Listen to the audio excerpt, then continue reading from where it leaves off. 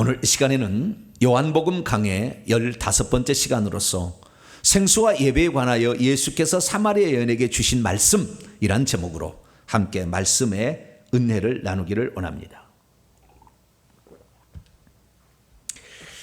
오늘은 우리가 잘 아는 일평생에 여러 번은 들은 말씀일 거예요. 사마리아 여인과 수가성에서 나눈 예수님의 대화, 그리고 사마리아인의 추수전도, 이런 말은 엄청 많이 들었죠. 특히 오늘 본문 말씀은 두 가지 종류의 설교를 많이 하죠. 하나는 인간의 갈증은 예수님을 만나야 끝이 난다, 그런 주제로 설교하는 거예요. 생수와 말씀으로. 그래서 이런 종류의 설교를 아마 들어봤을 것이고, 또 하나는 사람을 어떻게 전도하느냐, 전도법 강의를 할 때 예수님께서 대화를 통하여 일상적인 소재를 가지고 그 관심사를 이렇게 불러내가지고 그 전도를 했다라는 그 전도법으로서 이 본문은 많이 등장을 하고 있습니다. 그런데 또한 이 본문은 오해를 받는 것도 있는데요. 이 사마리아 여인에 대한 오해입니다. 사마리아 여인이 오늘 본문 말씀 6절 말씀 보면 6시쯤에 나왔다 이렇게 하는데, 6시를 정오로 풀어가지고 대낮에 여자가 나온 것은 자기가 창녀였기 때문에, 이 창녀였다는 것은요, 초기 교회는 그런 말이 없었는데, 정확히 제가 기억은 안 납니다만은 300년인가 어느 어간에 교부가 이렇게 해석을 했대요, 창녀라고. 그랬더니 그 다음부터 사람들이 다 창녀로 이제 설교를 듣는 거예요. 창녀라고 안 나오잖아요. 그런데 창녀라고 이제 해석을 하는 거죠. 그래서 부끄러우니까 사람들이 있을 때 저녁에나 아침에는 물 들어오지 아니하고 대낮에 물 들어왔다라는 오해를 많이 불러일으키는 본문이라고 이 본문을 볼 수가 있습니다. 만약에 이 여자가 진짜 창녀였다 그렇다고 한다면, 이 여자가 동네에 들어가서 메시아를 만났다고 얘기했을 때 동네 사람이 창녀의 말을 듣고 나오겠어요? 불가능한 것입니다. 불가능한 것이에요. 그 다음에 이 창녀가 관심사가 뭡니까? 예배에 대해서 관심사를 얘기했잖아요. 우리 바로 옆에, 좀 이따 얘기하겠습니다만은, 우리 바로 옆에 그리심산이 있어요. 우리 조상들이 200년 동안 여기서 예배를 드렸고, 지금은 허물어져서 기도 처소로 사용하고 있는 이 그리심산에서 예배를 우리가 드리는데, 당신들은 예루살렘에서 예배를 드린다고 합디다. 어느 산에 드려야 예배가 됩니까? 라는 그 하나님께 예배 드리는 질문을 창녀의 관심사입니까? 어찌하든 남자를 꼬셔가지고 데리고 들어가려고 그러지? 그리고 시간이라는 6시라는 이 시간의 사용이 요한복음에 다른 데도 시간이 나와 있어요. 그러면 그 시간법을 써야 될 거 아니에요. 그런데 그 시간법을 여기만 따로 적용해 가지고 그렇게 쓴다? 그건 착각인 거죠. 좀 이따 제가 얘기하겠습니다만은. 그래서 이 여자에 대한 오해, 창녀다라는 오해, 이 부분, 물론 이 여자는 부끄러운 여자고 기구한 운명의 여자입니다만은 좀 부끄러운 것이 있긴 있어요. 그러나 창녀는 아니다. 그렇게 좀 이따 제가 설명을 해드리겠고요. 그 다음에 우리가 이 본문의 주제가 뭔가예요? 주제가 생수인가 예배인가에, 이 본문의 앞쪽 부분에서는 예수님이 이 여자하고 사마리아 여인과 만나서 대화를 하는데 두 부분 나누게 됩니다. 생수에 관한 거, 물 주고받고 하다가 물 좀 달라 해서 생수에 관한 주제가 하나 끝나고, 거기에서 남편을 불러오라는 말을 통해서 비로소 이 여자가 자신의 죄인됨을 시인하게 되자, 이 여자가 비로소 예수님 앞에 그동안 이 사람이 선지자인 것 같다, 왜 내가 남편이 다섯인 거 어떻게 아냐 이거지. 그래서 이 남자가 선지자이란다 하면 내가 물어볼 말이 있다, 평소 때 궁금한 게 있었던 거죠. 그래서 예배는 어디서 드려야 합니까? 라는 그 두 번째 대화의 주제, 이것이 바로 생수와 그 다음에 예배에 가는 주제였죠. 그리고 그 여자가 물동이를 버려두고 동네에 들어가서 사람들에게 내가 메시아를 만났다, 나에게 일어난 모든 일을 다 알고 있는 한 남자를 내가 만났는데, 그 여자가, 아니 그 여자는, 그분이 메시아가 아니냐, 그리스도가 아니냐, 그래서 동네 사람이 나오더라고요. 동네 사람이 그 얘기를 듣고, 그래서 그 동네 사람이 나오고 있는 장면을 볼 때 예수님께서 뭐라고 하냐면은 희어져 추수하게 되었도다. 저는 과거에 희어져 추수하게 되었다, 왜 생뚱맞게 무슨 추수 얘기를 할까, 저는 그런 생각을 했어요. 근데 이 본문은 처음부터까지 다 봐야 되기 때문에 오늘 좀 길더라도 제가 간략하게 지금 전체 아웃라인 설명해 주고 있는 거예요. 추수. 그건 뭡니까? 씨 뿌리는 자와 거두는 자의 비유를 통하여 추수에 관한 얘기를 합니다. 그리고 너희들은 씨 뿌리지 않았다, 제자들이 한 얘기입니다. 너희들은 씨 뿌리지 않았지만 너희들은 거두게 될 것이다. 싹도 이미 받았다. 그들의 싹은 천국에 들어가서 수고한 대로 하늘의 기업을 받게 되겠죠.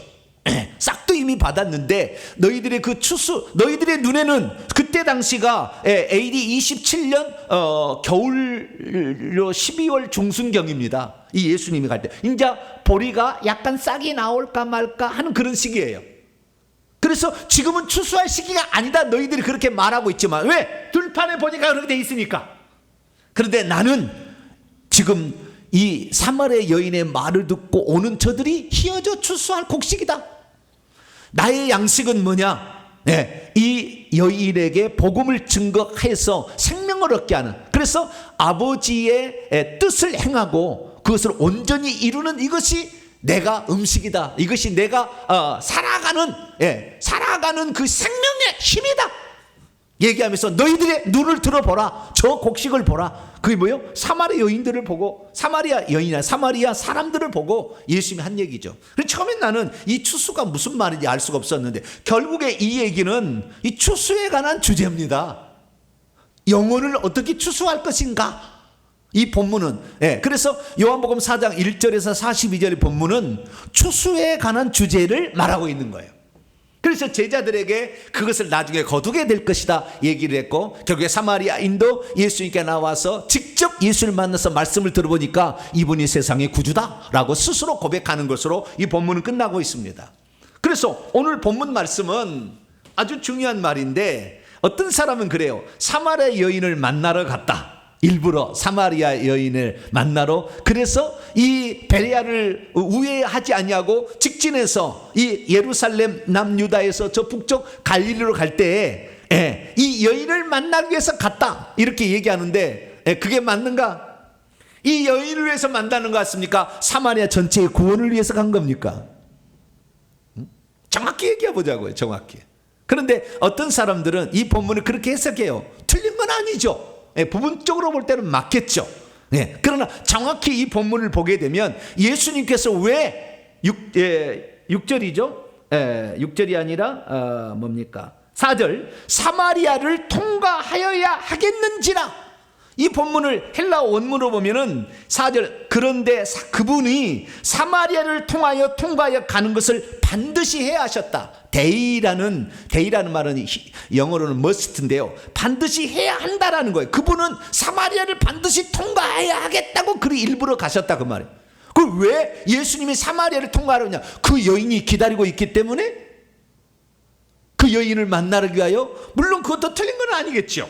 그러나 궁극적으로 42절까지 말씀을 보면 사마리아가 희어져 추수하게 된 거예요.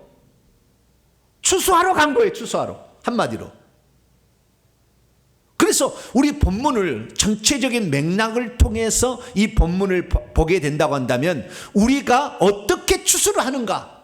제자들은 씨 뿌리지 않았어요. 우리가 마태복음 13장에 예수님이 씨 뿌리는 비유가 나오는데, 그 씨 뿌리는 자는 인자라고 했다고요. 그러니까 하나님께서 모든 방면에 씨를 뿌리는 것입니다.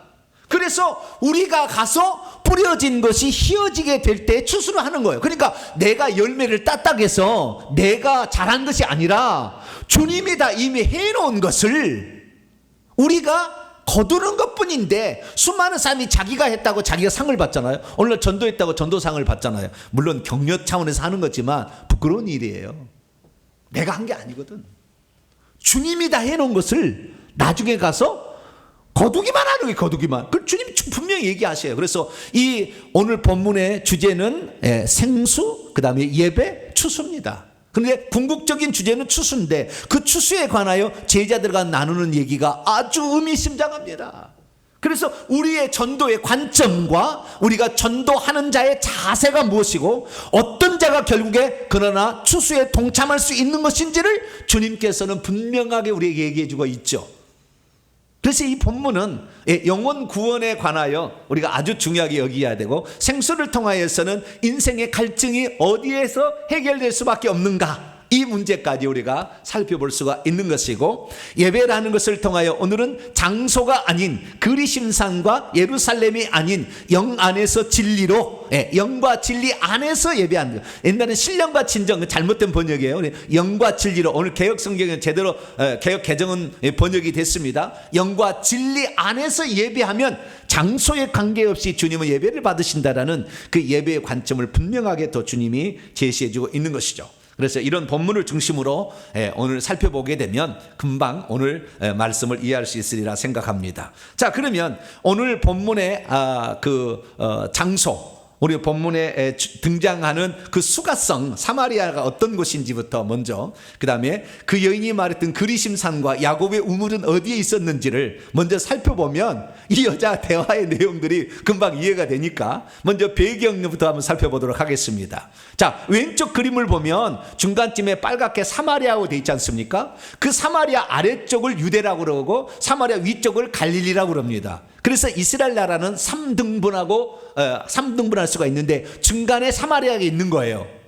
근데 저 북쪽에 조그만 호수, 우리 그림으로는 조그맣게 나오지만 갈릴리 엄청나게 큰 호수가 하나 나오죠. 그 갈릴리 호수 근방을 갈릴리, 근데 오늘날 말하면은 좀 부산과 같은 것이고 남쪽은 서울과 같은 것이에요. 그 사해 근방에 오른쪽을 보시게 되면 그 사마리아에 수가성이라는 도시가 있고요, 왼쪽에 사바스테라는 사마리아는 도시가 있어요. 그러니까 사마리아의 수도는 사마리아고 그 옆에 작은 마을 수가라는 마을이 있는데, 그 수가라는 마을의 위쪽 북쪽에 에발산이 있고 아래쪽에 그리심산이 있습니다. 그래서 남쪽에는 그리심산, 북쪽에는 에발산 사이에 수가라는 동네가 있어요. 그 아래의 그림을 보게 되면 그 수가라는 동네와 그리심산 사이에 야곱의 우물이 있어요. 그러니까 왼쪽을 쳐다보면 그리심산이 보이고 이 산에서 예배를 우리 조상들은 드렸는데, 그 다음에 그 야곱의 우물은 수가 동네로부터 약간 떨어져 있죠. 오른쪽 아래의 그림을 보게 되면. 그래서 우리는 아하, 그렇구나, 이 배경이 바로 이 산에서도 이 산이라고 얘기하지 않습니까? 어느 산의 이름을 얘기하지 않아요. 그러나 그 배경을 보면 그리심산이에요. 나중에 다 설명하겠습니다만. 그래서 이 그리심산과 야곱의 우물, 그 사이에 있는 대화들을 우리는 이해할 수가 있겠죠.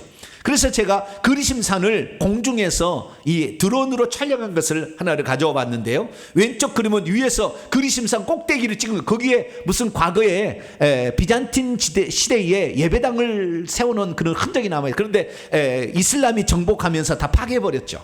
그래서 그냥 뼈대만 남아있는데 오른쪽에 보니까 발굴했어요. 그것을 발굴했더니 저런 이제 그 벽들이 지금 남아있는 거죠. 저 앞에 보이는 것이 그 수가성이고, 오른쪽 그림은 저 앞에 수가에 있는 그 마을이고요.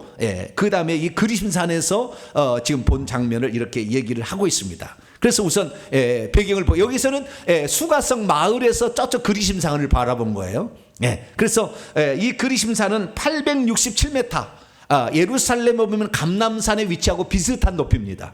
예루살렘 볼 때 감람산 높이, 산과 같은 그리심산이 저기에 보이게 됩니다. 그리고 이때 그 야곱의 우물에서 예수님과 여인이 대화하는 장면이 나오는데요. 많은 그림들이 있어요. 이 그림은 아주 유명합니다만은 왼쪽에는 직접 그 야곱의 우물이 있는 곳에 가면 교회가 있는데 그 교회 안에 있는 벽화에 있는 그림을 왼쪽에 지금 이제 멋지게 그리는 것이고, 오른쪽에는 화가가 그린 거겠죠.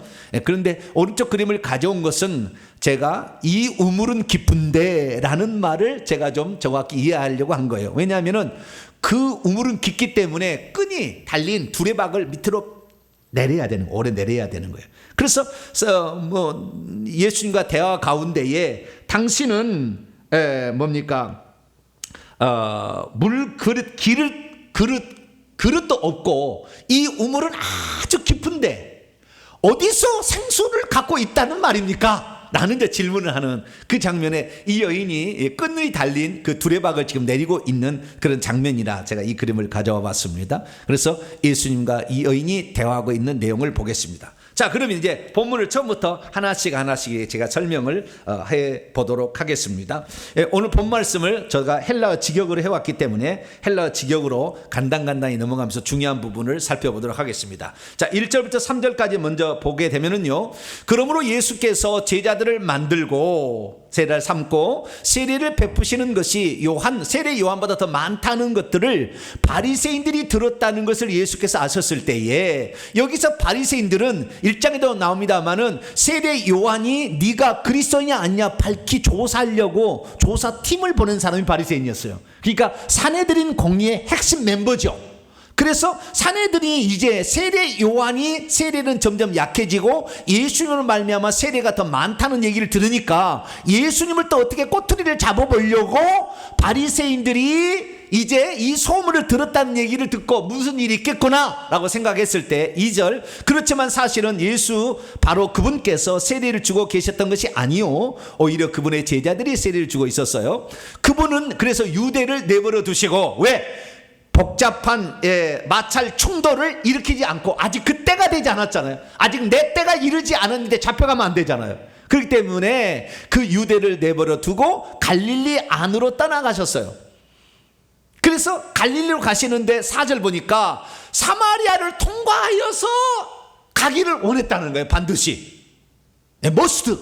왜 그랬는가? 휘어져 추수할 곡식이 기다리고 있었기 때문에. 이미 구약시대부터 모세를 통하여 수많은 선지자들을 통하여서 이제 메시아가 온다라는 그 사실을 알고 있었던 사마리아인들이 메시아를 만났다 하니까 귀가 쫑긋해서 나오는 거 아닙니까?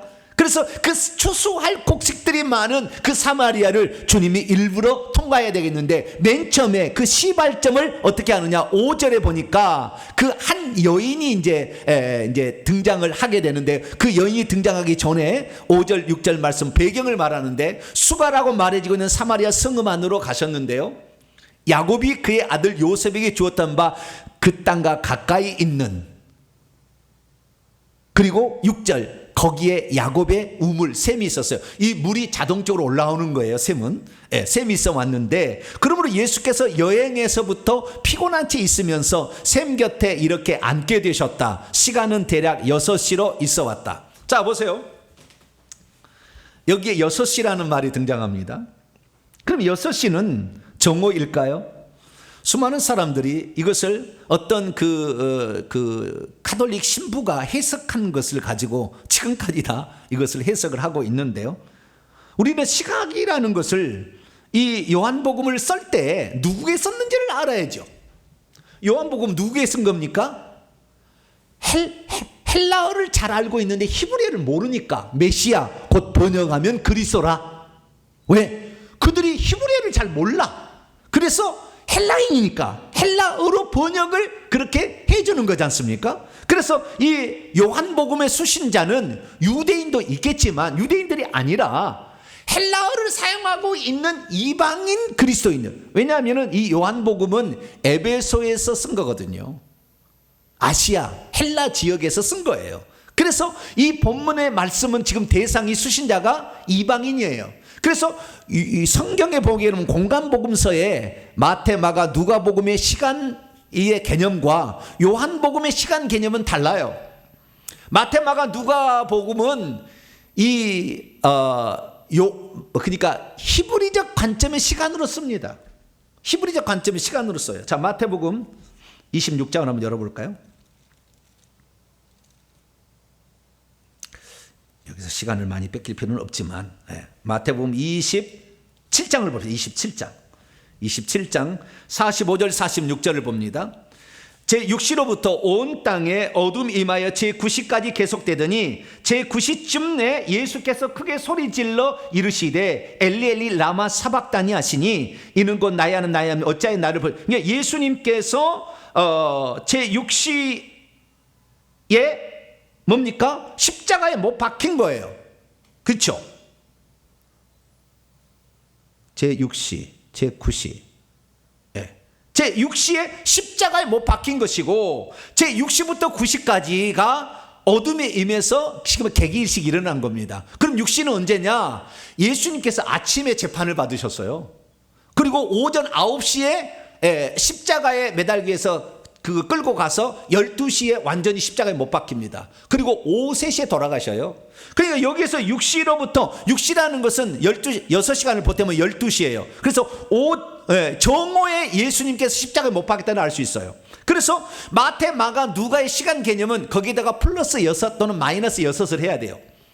그래 되면 그 시간이 아는 겁니다. 그리고 9시쯤에 예수께서 크게 소리 지르죠. 엘리 엘리 라마 사박다니 하시고, 9시쯤에라는 것은 6시간 전 오후 3시쯤에 그렇게 말씀하고 돌아가십니다.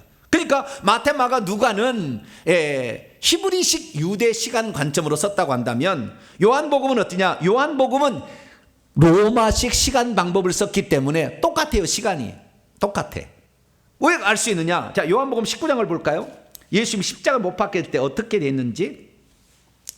자, 예수님을 십자가에 못 박으라고 했던 시간이 언젠가? 요한복음 19장 14절 보면은, 이날은 6월절이요 때는 제6시라 빌라도가 유대인들에게 이르되 보라 너희의 왕이로다 하면서 십자가에 못 박으라고 한 시간이에요. 여기 6시라는 것은 오전 6시예요. 6시면 오전 6시든지 오후 6시든 둘 중에 하나인데, 여기에는 아침입니다. 밤새도록 예수님이 신문을 받으시고 아침에 이런 일이 벌어진 거예요. 여기에 로마 시간으로 본다면 6시는 오전 6시예요. 그런데 오늘 본문에는, 자, 6절 말씀을 보게 되면 때가 6시쯤 되는데 예수님이 피곤하여 길을 가시다가 아니라 오늘 여행 중에 있었다는 거예요. 여행 중에 여행 중에 피곤했다. 아니, 아침에 지금 출발했는데 점심 때 피곤하시겠어요? 물론 피곤하기도 하시겠지만 하루 종일 걸어서 오후 6시쯤이 된 거예요. 그러니까 피곤해서 우물 곁에 있었던 거죠. 그리고 로마의 시간법을 다른 데서는, 저쪽에서는 십자가에 못 박을 때는 로마 시간이고 여기는 유대 시간이고 이럴 수는 없는 거죠. 전체가 다 지금 이방인들에게 복음을 전파하기 위한 서신을 쓴 거니까, 아니 복음서를 쓴 거니까. 그래서 우리는 이 6시가 오후 6시라는 걸 알 수가 있어요. 그래서 이 여자는 창녀가 아니에요. 좀 이따 보겠습니다만은. 오후 6시쯤에 예수님이 피곤하여서, 그래서 제자들이 이제 수가라는 마을에 들어가서 음식을 저녁 잡수시켜서 사러, 왜냐하면 그들과 교제하기 잘 안 하니까 음식을 사러 보냈어요. 그래서 음식을 사러 들어간 겁니다. 왜? 이제 주무셔야 되니까. 이스라엘 사람들은요, 식사를 오전 10시하고 오후 6시 이렇게 2번 한대요. 중간에 3번 하는 게 아니에요, 이스라엘 사람들은. 그러니까 이것도 그 식사를 통해서도 틀린 거예요. 어쨌든 이 6시쯤은 오후 6시였다. 오전 6시가 아니라 피곤하셨으니까 오후 6시쯤에 예수님께서 이제 우물 곁에 이제 있었는데, 그리고 그 우물에서 제자들에게 음식을 사오라고 시킨 거예요. 그랬더니 7절 말씀 보니까 사마리아에서부터, 이 전체를 다 크게 사마리아죠. 사마리아에 있는 그 수가성에 있는 어떤 여인이 물을 길러 오고 있었습니다. 예수께서 그녀에게 나에게 마시도록 물 좀 주십시오 라고 얘기를 한 거예요. 왜냐하면 그분의 제자들이 음식을 사기 위해서 그 성읍 안으로 떠나간 채 오직 예수님은 혼자 있었기 때문이죠. 8절, 그러니까 사마리아 여인이 그분에게 말합니다. 당신은 어떻게 유대인으로 있으면서 어떻게 사마리아 여인으로 있는 나에게 물을 좀 마시기를 구하십니까? 거기에 해설이 써 있어요. 왜냐하면 유대인들은 사마리아인과 교제하지 않기 때문에. 여기 상종한다는 말로 우리 개혁성이 나온다면 교제한다는 말도 의역입니다. 원문은 이 단어가 어떤 단어냐면은 헬라어로 봤을 때에 싱크라오마이라는 뜻으로서, 싱이란 말은 with together예요. 함께 이용하다, 함께 사용하다. 그러니까 교제한다는 말을, 예를 들어서 우물에 있는 두레박을 함께 사용할 수 없는 거예요. 함께 이용할 수 없는 거라는 거예요. 그러니까 당신과 나와 이렇게 함께 어떤 것을 이용할 수 없다. 그런데 어떻게 물을 좀 달라 합니까? 그것이 본래의 내용입니다. 상정하지 않다는 말의 본래의 내용이 그러는 거예요. 그런데 그것이 좀 더 의역이 되다 보면, 그러다 보니까 다 교제를 안 하고 아예 물건을 아예 갖지 않으니까 교제를 안 하게 되는 거죠. 이제 친분이 없게 되는 거죠. 그런 말이라고 이렇게 해석할 수가 있게 되는 것이죠. 그래서 이 말도 안 되는 질문을 던지는 예수님이 왜 그렇게 질문을 던졌겠어요? 이 여자를 통해서 사마리아를 추수하려고 그런 거죠. 이 여자를 통해서.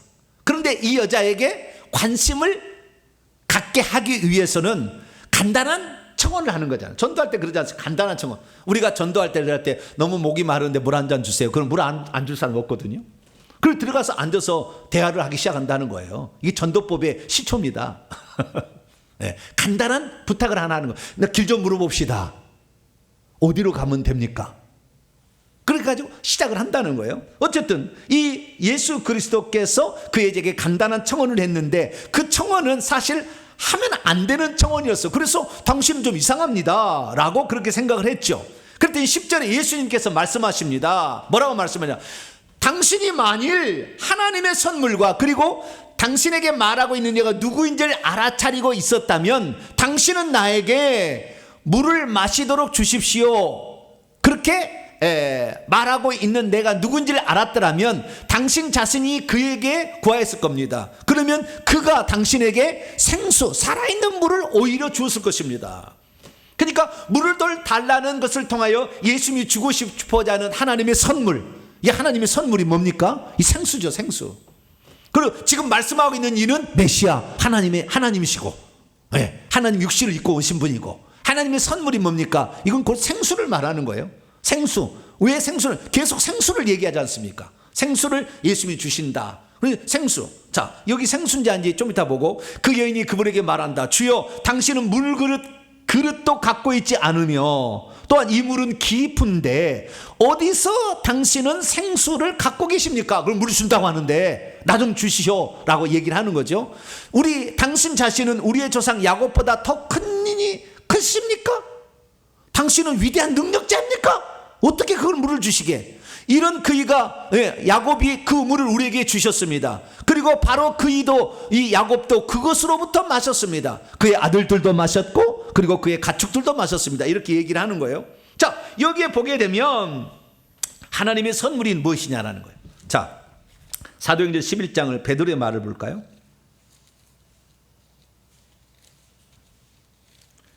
사도행전 11장 17절입니다.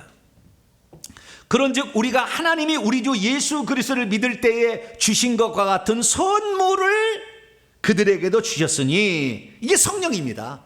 이 고넬료 가정에게 우리가 주 예수 그리스도를 믿을 때에 받았던 성령처럼 고넬료 가정에도 성령을 주셨다는 거예요. 사도행전 8장 넘어갑니다. 20절입니다. 베드로가 돈 주고 하나님의 성령을 선물로 살려고 하는 이 마술사 시몬에게 한 얘기예요. 20절입니다. 베드로가 이르되 내가 하나님의 선물을 돈 주고 살 줄로 생각하였으니 내 은과 내가 함께 망하라. 그래서 하나님의 선물은 성령이에요. 근데 그 성령은 어떤 거냐? 그 배에서 솟아나는 샘물인 거예요. 그 요한복음 7장이 나와요, 해설이. 자, 요한복음 7장. 이 하나님의 선물은 성령이에요. 자, 요한복음 7장 37절에서 39절까지 말씀을 봅니다. 시작. 명절 끝날고 큰 날에 예수께서 서서 외쳐 이르시되 누구든지 목마르거든 내게로 와서 마시라. 내가 뭐요? 내가 성령을 가지고 있는 이다. 성령으로 세례 주는 이요, 성령을 가지고 있는 이죠. 38절. 나를 믿는 자는 성경에 이미 기록 말하여진 바와 같이 그 배에서부터 생수의 강이 흘러나오리라. 이렇게 하시니 이는 그를 믿는 자들이 받을 성령을 가르쳐 말씀하신 것이라. 예수께서 영광을 받지 아니하셨으므로 성령의 아들 그들에게 계시지 않더라. 여러분, 이거 아셔야 돼요. 성령은 우리의 어디에 거할까요? 성령이 오시면 우리의 머리에 있을까요? 가슴에 있을까요? 배에 있을까요? 어디에 있을까요? 가슴에 있다. 머리에 있다. 배에 있다. 셋 중에 하나를 골라치기 하면 됩니까? 디모데후서 4장 22절에 보면 주께서 내 심령과 함께, 내 영과 함께 있기로 한다. 성령은 우리의 영과 함께 있어요. 근데 여러분, 우리의 영이 점으로 되어 있는 게 아니라고요. 우리의 몸과 똑같아요.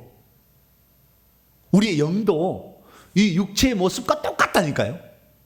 그래서 우리가 나중에 천국에 들어가지 않습니까? 천국에 천국에 들어가면 우리가 어떤 모습으로 들어가냐? 영이 들어갑니다. 육체는 흙으로 왔기 때문에 이 땅에 남고 영이 들어가는데 그 영이 들어갔을 때 그 영의 모습은 여러분 천국에 가면은 우리가 그 천국에 있는 사람을 보게 될 때 아브라함을 만나면 아브라함이 수염이 있을까요? 없을까요?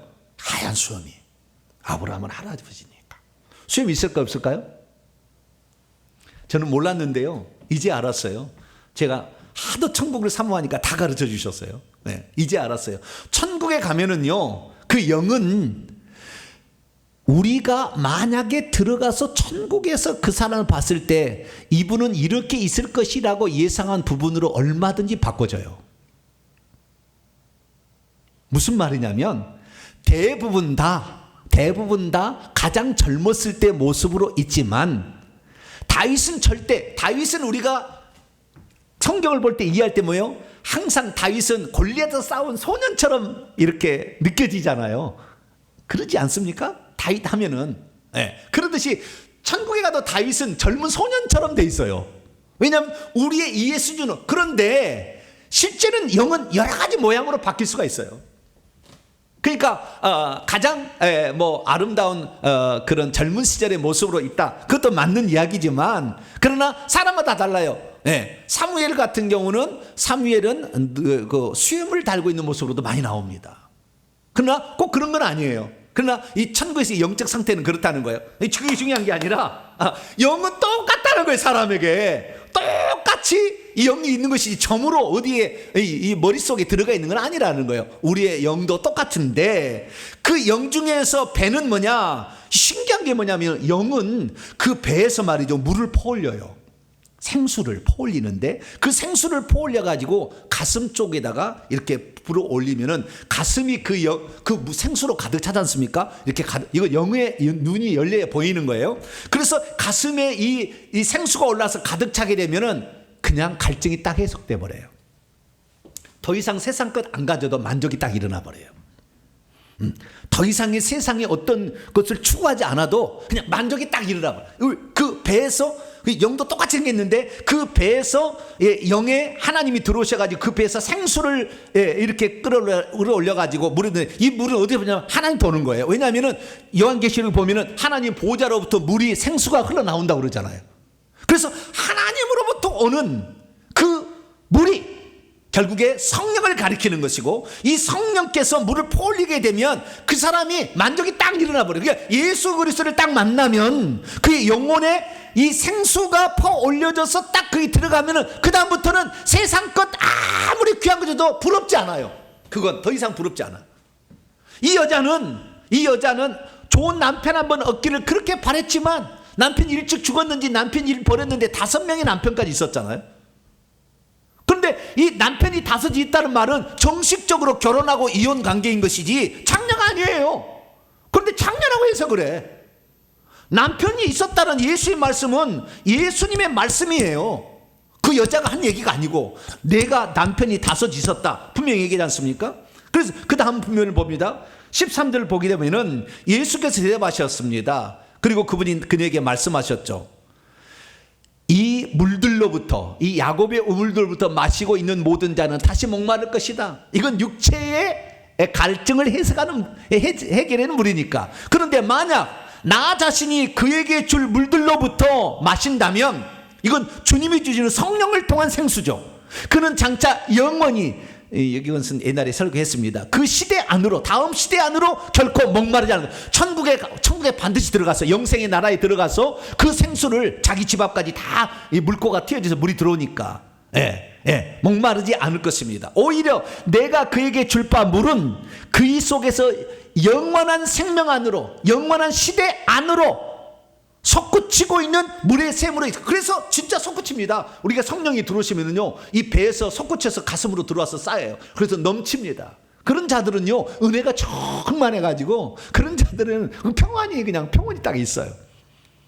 그 여인이 그분에게 향해 말합니다. 주여 그런 물이 있다면 나에게 주십시오. 내가 다시 목마르지도 않고 여기 물 들어 오지도 않게끔 나에게 그런 물을 주세요. 그러니까 지금 예수님은 성령을 가리키는 영적 진리를 얘기하고 있는데 여자는 그렇지 않은 거죠. 그러니까 그분이 그녀에게 대답하죠. 당신은 가십시오.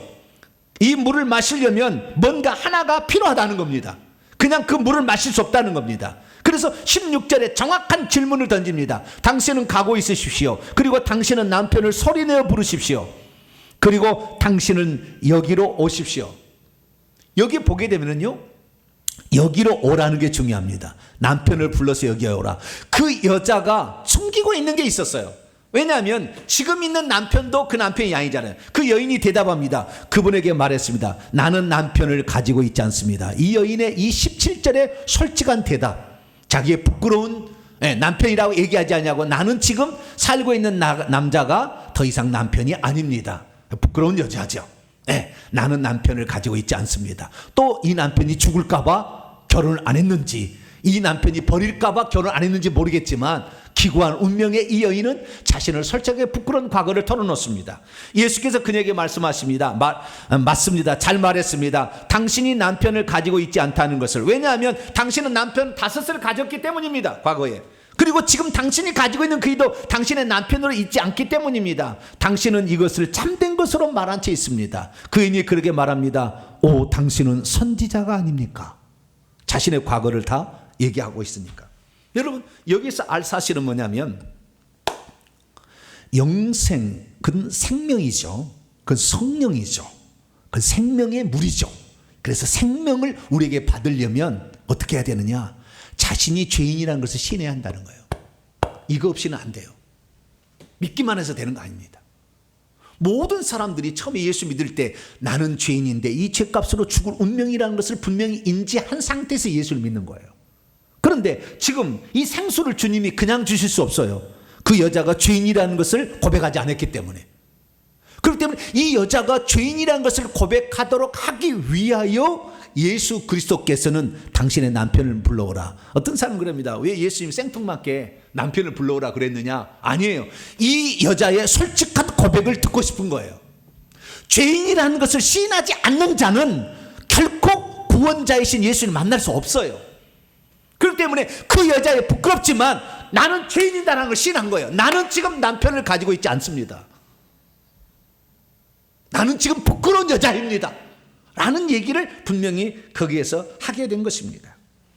그러자 이 예수 그리스도께서 그 여자에게, 드디어 이 여자에게 이제 내가 그리스도이고 내가 생수를 주는 이라는 것을 말해줘야 되겠다라고 결정하게 돼서 좀 있다가 이제 예배라는 그 여자가 질문을 던지자 바로 정확하게 자신이 누군지를 가르쳐 줍니다.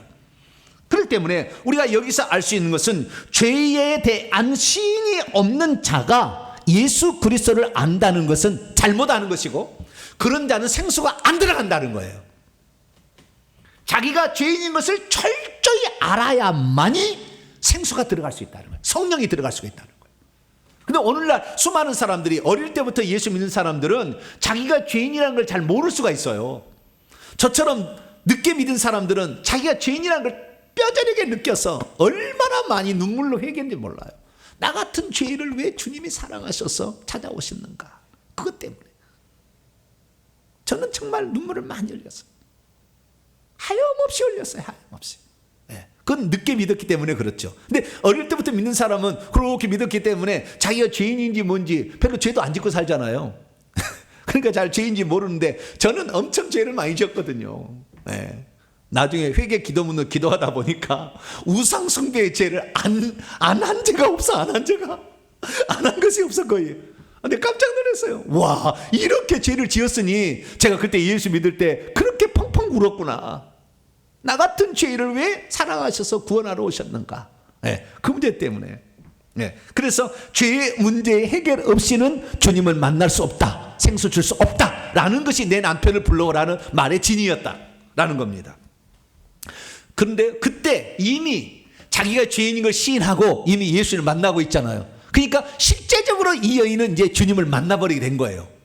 그러면 만나게 되었을 때에 그리고 그 다음에 자신의 과거를 잘 알고 있었잖아요. 그러자 당신은 선지자입니다. 다 알고 있다는 거 아니에요? 그러면은 내가 물어볼 말이 하나 있어 라고 질문을 던진 겁니다. 그게 바로 이제 20절부터 나오게 되는데요. 예배에 관한 질문이었어요. 이 여자가 얼마나 영적인 여자인지 알아야 돼요. 육체의 쾌락을 즐기게 산 여자가 아니라고. 기구한 운명의 여인이었지.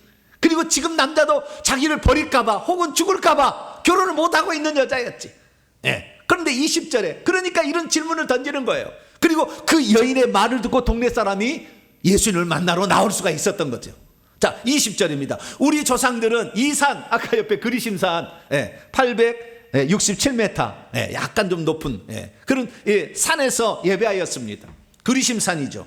이 그리심산은 BC 322년에 그러니까 그 남유다가 말이죠, 포로 귀환해 가지고 예루살렘에 수르바벨 성전을 세우지 않습니까? 그때 사마리아인도 와서 같이 성전을 세우겠다니까 당신은 혼혈족이라 같이 할 수 없다고 버립니다. 그러니까 사마리아인이 따로 가서 성전을 세우는 것이 BC 322년에 그리심산에 성전을 세웁니다. 그래서 이 성전이 있었는데 나중에 중간기 시대 요한 힐카누스라는 사람이 129년에 그 성전을 허물어 버립니다. 이건 아니라고, 가짜라고 허물어 버립니다. 그래서 거기를 기도 초소로 지금 삼고 있을 때에 뭐라고 얘기하느냐, 우리 조상들은 이 산에서 예배하였습니다. 그러나 당신 자신들은, 유대인들은 말합니다. 반드시 예배할 곳으로 있는 장소가 예루살렘에 있다고. 그러자 예수님께서 그들에게 말씀하셨습니다. 여인이여, 당신은 나를 믿으십시오. 이는 이 산, 그리심산에서도 말고 예루살렘에서도 말고 여러분이 아버지께 장차 예배할 시각이 다가오고 있기 때문입니다. 여러분 자신들은 알아차리지 못한 채 있는 것을 예배하고 있습니다. 그러니까 하나님께서 과거에 어떻게 했냐면은 신명기 이런 12장 5절 이하의 무슨 말씀을 보면은 너희들이 가나안 땅에 들어가거든 나의 이름을 둘 만한 장소를 선택하여 줄 거다. 그러면 거기에서 예배하라. 이렇게 하나님 분명히 이 사마리아인들은 모세 오경만 믿고 모세 오경 이외에는 안 믿거든요. 그냥 거기에 분명히 얘기하였는데 그 얘기를 듣고도 자기들은 사마리아 성전을 세웠거든요. 그러니까 그들은 지금 알지 못한 채 있는 채로 지금 예배하고 있는 거예요. 그러나 우리 자신들 유대인들은 알아차린 채 있는, 우리는 알고 있는 채 예배하고 있다. 그리고 그 구원자는 유다 지파의 사람으로 온다. 그래서 유대인들로부터 유다 지파 사람으로 온다는 것이 확실하다 얘기를 했고요. 그러니까 장소는 앞으로 없어질 거다. 그러나 구원자는 유대로부터 나온다. 내가 유대인이다. 암시를 하고 있는 거예요. 23절. 그러나 시각이 오고 있습니다. 그리고 지금 그것이 왔습니다. 있습니다. 참된 이들인 예배하는 자들이 영과 진리 안에서 아버지께 장차 예배드릴 때가, 왜냐하면 아버지께서도 역시 바로 이러한 자들, 곧 그분을 예배하고 있는 자들을 찾고 있기 때문입니다. 하나님은 영이십니다. 그리고 그분은 예배하고 있는 이들을 영과 진리 안에서 반드시 예배하고 있어야 합니다. 그 여인이 그분에게 말합니다. 메시아 곧 그리스도라고 말해지는 이가 오신다는 것을 저는 잘 알고 있다.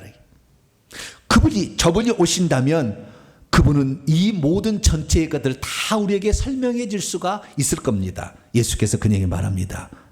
너하고 발언하고 있는 내가 바로 그다. 에고 에이미, 내가 하나님이다 라고 정확히 이렇게 얘기를 합니다. 자, 그러면 여기에서 우리가 알 수 있는 것은 예배에 관한 거예요. 사람들은 어디에서 예배를 해야 되냐? 화려한 건물에서 예배를 해야 되느냐? 사람은 눈이 달렸기 때문에 아무래도 좋은 장소에서 예배드리기를 바라겠죠. 아무래도 사람인지라 보는 눈이 있잖아요.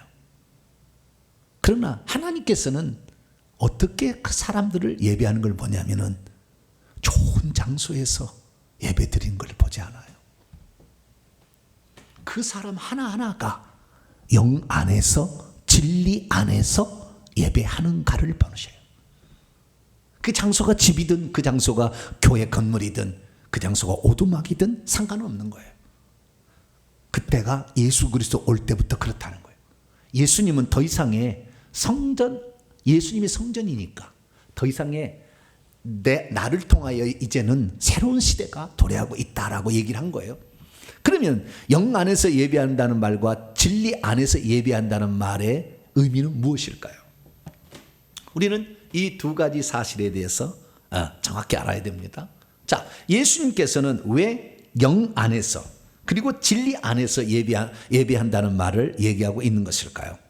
자, 우리는 분명히 알아야 되는데 24절 봅니다. 하나님은 영이십니다. 그리고 그분은 그분을 예배하고 있는 이들은 영과 진리 안에서, 영 안에서, 그리고 진리 안에서요. 영과 진리 안에서 반드시 예배하고 있어야, 여기도 대예요. 머스트예요. 그러니까 우리가 예배를 드릴 때에 나는 화려한 곳에, 이 멋진 곳에 이렇게 많은 숫자가 함께 예배드리 내 예배는 잘 받아주겠지. 천만에 만만에 콩떡이란 거예요. 여러분, 한 사람이 이 자리에 앉아있다 할지라도 영과 진리 안에서 예배하면 하나님은 그 예배를 받으신다. 이것이 예수님께서 사마리아인도 잘못되었고 유대인도 잘못됐다는 것을 지적하고 있는 겁니다. 무슨 말이냐면 유대인들은 영 안에서 예배해야 할 필요가 있는 것이고 사마리아인들은 진리 안에서 예배해야 할 필요가 있었던 거예요. 그 무슨 말이냐면 유대인들은 하나님께서 지시할 성읍 거기에서 성전을 지으라고 그러니까 하나님이 거기에만 있는 줄 알고 거기에서 형식적으로만 예배를 드려, 거기에 앉아있으만 해도 예배를 드리는 것처럼 착각하고 있는 거라 그 말이에요. 영 안에서 자신의 영을 사용해서 영이신 주님과 교통을 해야 되는데 그러지 아니하고 멋진 건물, 이 예루살렘, 이 성전 안에만 있으면 나의 예배는 받아주는 거다라고 착각하기 때문에 너희들이 그게 아니라 너희들의 몸만 와 있지 않느냐 이거죠. 몸만 와 있지 않느냐. 자, 이사야 1장 한번 읽어볼까요?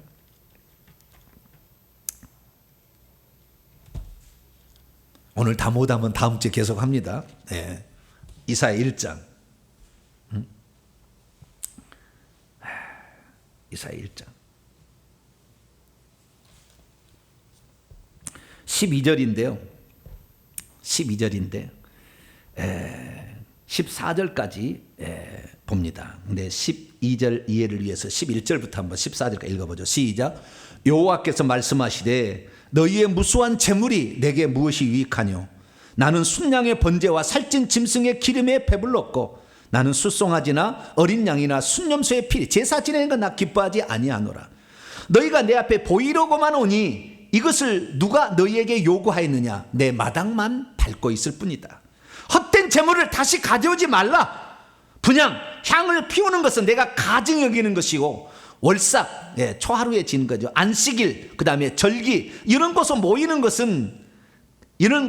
것도 그러하니 성회와 아울러 악을 행하는 것을 내가 너희들은 평소 때 계속 악을 행하다가 제사 드릴 때만은 그냥 제사 하나 재물 하나 가서 달랑 바치고 나는 이제 거룩해, 나는 예배 드렸어 이렇게 착각하고 있다는 거잖아요. 내 마음이 너희의 월삭과 정한 절기를 싫어한다. 그것은 내게 무거운 짐이라 내가 지기에 곤비하였다 이렇게 얘기한다는 거예요.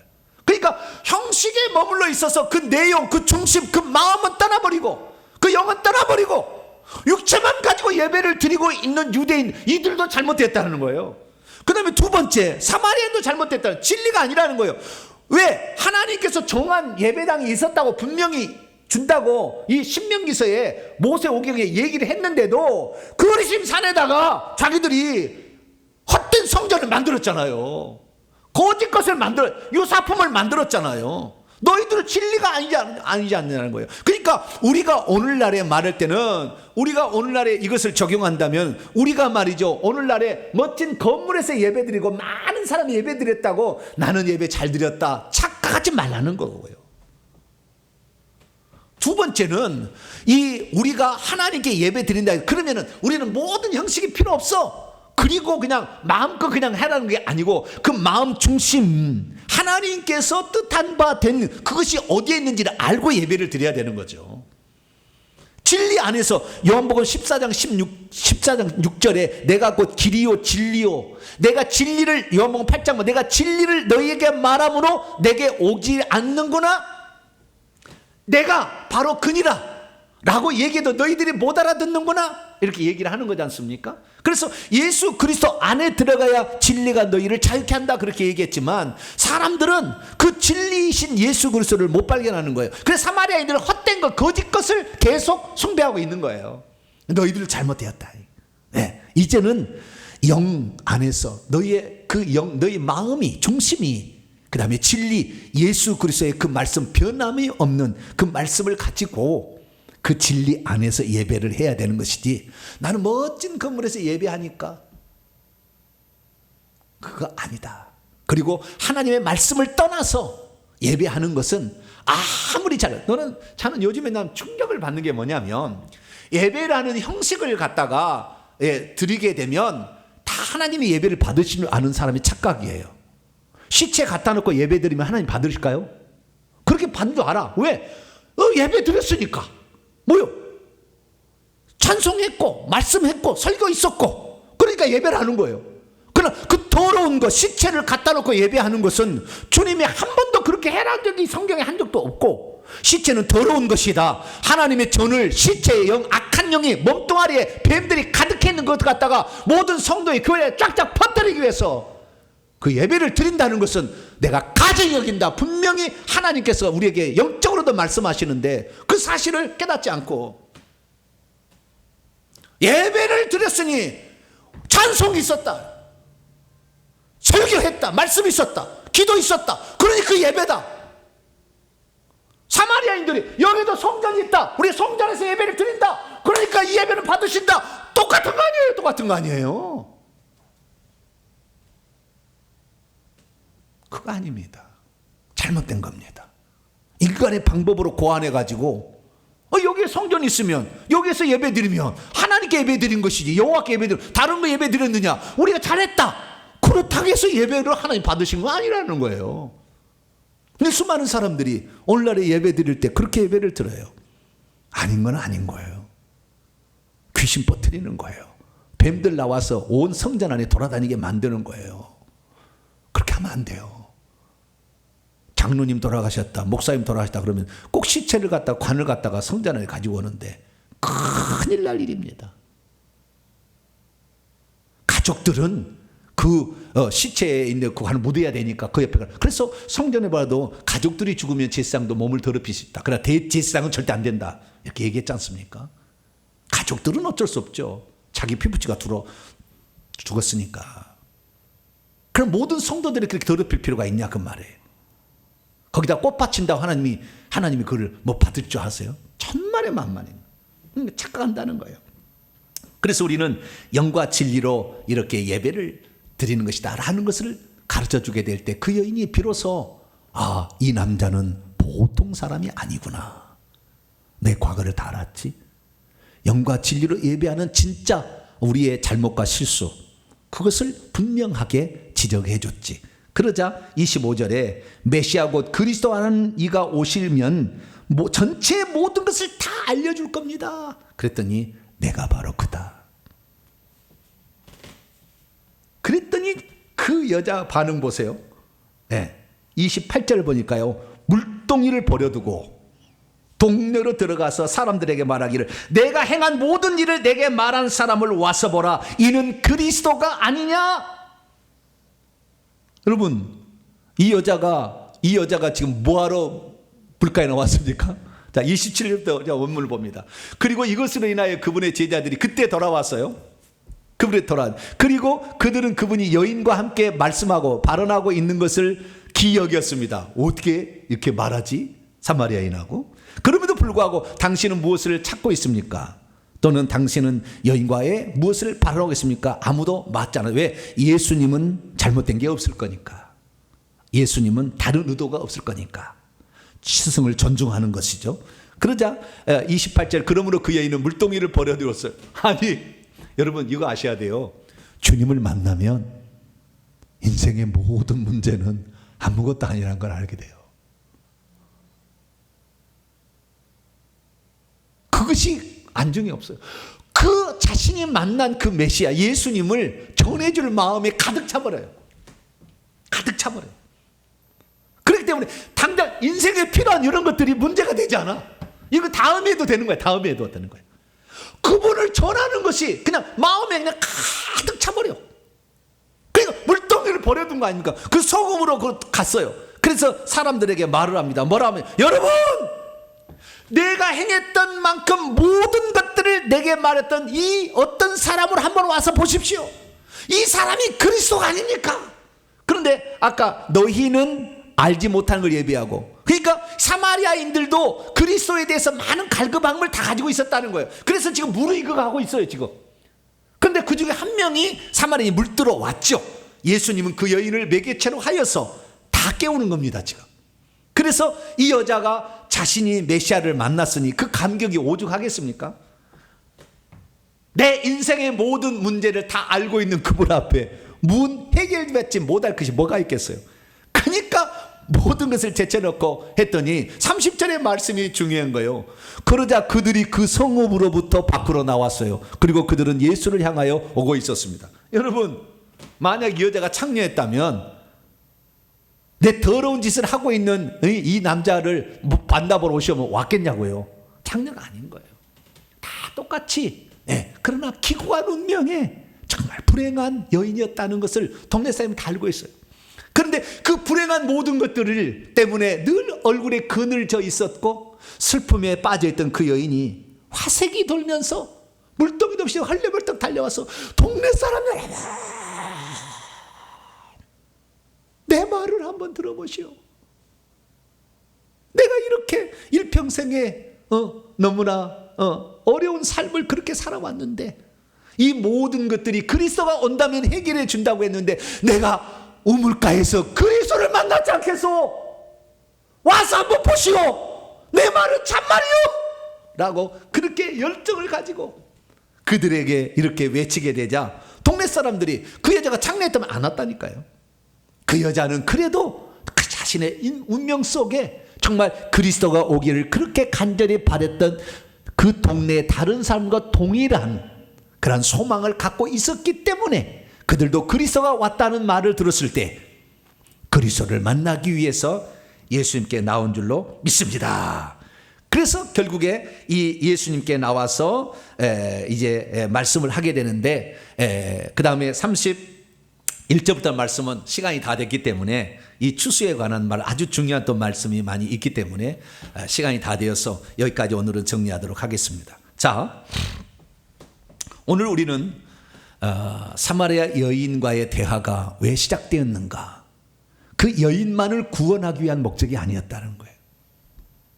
그 여인은 씨 뿌리는 자의 예수님의 친구가 되어준 거예요. 진짜는 이미 구약에서 다 뿌려놓은 거예요. 모세 오경으로 수많은 연단과 훈련과 시련과 역경 속에 이 여자에게도 엄청난 시련과 역경이 있었잖아요. 역경 속에 주님께서 주님이 오시면 메시아를 만나면 내 모든 문제는 해결된다라는 그의 환경을 이미 다 조성을 해놓은 거죠. 그 상태에서 주님이 오셔서 내가 그니라 했을 때 하나님을 육신을 입고 있는 그분을 직접 만났을 때 눈 한번 쳐다봐도 벌써 알아버릴 텐데 예수 그리스도의 대화를 통해서 그는 처음에는 유대인 그러다가 생수를 주시는 이 그러다가 선지자 그러다가 그리스도로 바뀌잖아요. 그래서 이 여자의 신앙 고백 나중에 동네 사람들은 세상에 구주가 왔다고 고백을 합니다. 예수의 말씀을 듣고 이틀 동안 더 유했거든요. 그래서 우리는 이 장면을 통하여 예수 그리스도께서는 사람의 영혼을 구출하는 것을 얼마나 기뻐하시고 유대인인 이방인은 상관없이 모든 사람을 공평하게 대하면서 그들의 그 갈증, 영적인 그 갈증, 구원을 받지 않으면 일평생의 그 갈증에 놓여있는 인생들을 참 만족을 주어 성령을 주셔가지고 만족을 줘가지고 그 주님이 있으니까 물통이는 필요 없는 이 세상의 문제는 안쪽에도 안 보이는 거예요.